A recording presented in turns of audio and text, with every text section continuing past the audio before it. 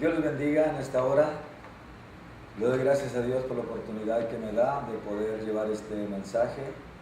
Y en esta tarde quiero estar relatando una parte de mi testimonio y el llamado de Dios, como el Señor me llamó a su ministerio. Voy a dar lectura al pasaje de la Escritura en Mateo, capítulo 28 y versículo 18, 19 y 20.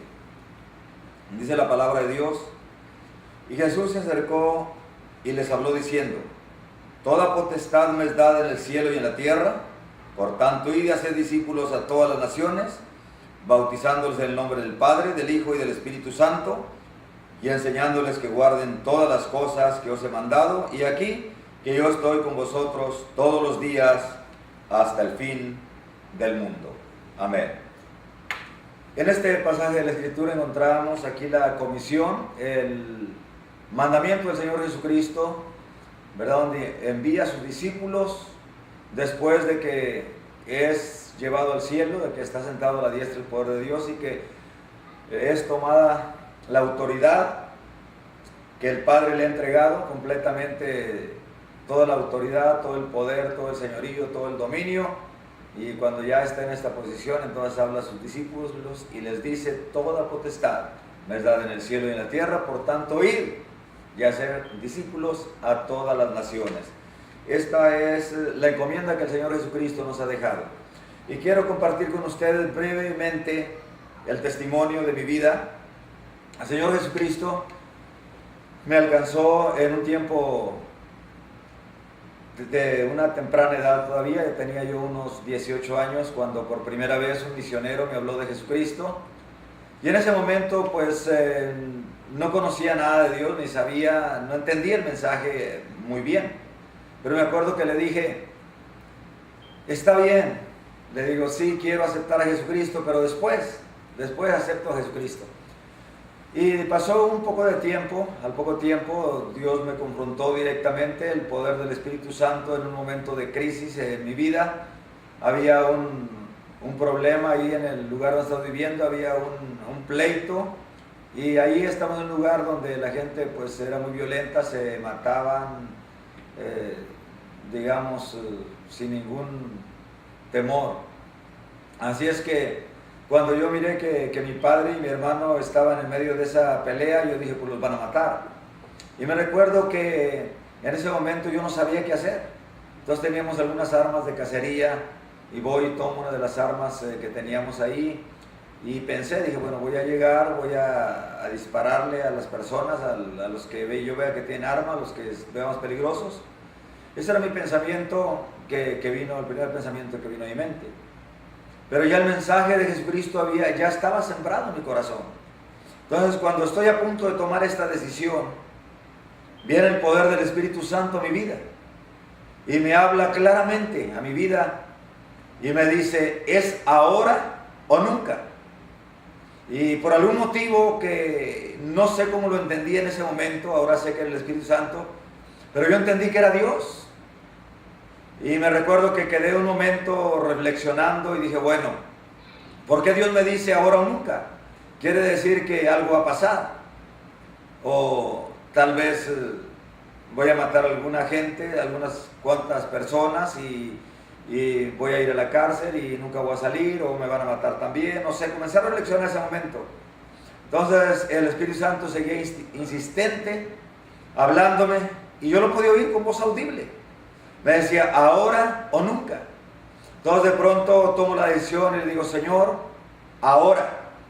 Y dejo ahí ese rifle que había tomado, agarro un machete y me voy abriendo brecha entre el monte, y ahí doblo mis rodillas y me pongo a orar. Y me recuerdo que las únicas palabras que yo le dije: Dios, perdóname, no me importa lo que pase con mi padre y con mi hermano, desde este momento yo te voy a servir. Perdóname. Me acuerdo cuando le dije al Señor: perdóname, vino el poder del Espíritu Santo tan fuertemente sobre mí que transformó mi vida literalmente en ese momento. Cambié y pude ver cuando de mí salía como una sombra, una nube oscura que se fue. Cuando sucede esto, inmediatamente siento que entra en mi vida una paz, un gozo tremendo que nunca antes yo había experimentado en mi vida. Ahora sé que es el gozo de la salvación. El Señor transformó mi vida. Yo no sabía hablar con palabras buenas, todo lo hablaba con maldiciones. Desde ese momento fue tan radical el cambio que hubo en mi vida que no volví a decir nunca más ninguna maldición. Desde ese momento. Y ahí comenzó el llamado. De ahí Dios me comenzó a llamar a su ministerio. Y en un poco de tiempo ya estaba yo predicando la palabra de Dios. Y estuve predicando primero en los lugares, entré a los lugares donde nunca había entrado el Evangelio, ahí estuve predicando la palabra de Dios.